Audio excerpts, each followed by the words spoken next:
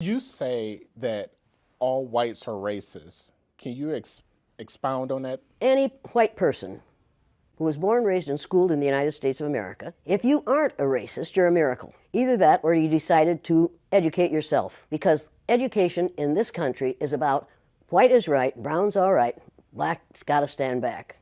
Yellow's mellow, but whites, we educate in a way that says that white males have done all the adventures, have made all the adventures, have done all the discovering, have made all, everything that is good and has been accomplished according to social studies, which is actually anti-social studies, by white males. It's a lie, but we do that in order to maintain the myth of white superiority.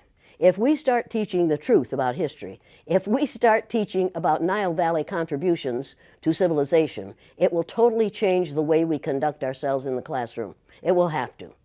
And until people in this country and people in this world get it into their heads that the first modern human beings that evolved on this earth were black women. They evolved in sub-Saharan Africa, and every human being on the face of the earth today has the memory of those black women's genetic structure in their genes.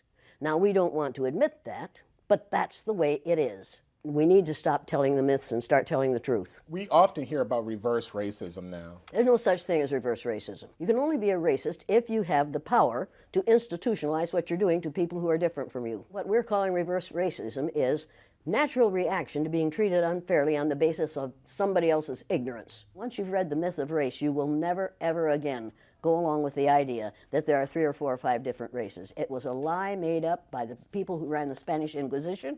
And before that, there were different colors, but race had nothing to do. There was only one race, the human race. We made that whole thing up. It's time to get rid of it. We have the power to do that. God created human beings, the human race, and they started out black women. White people created racism. Human beings created racism. It's time to get over it.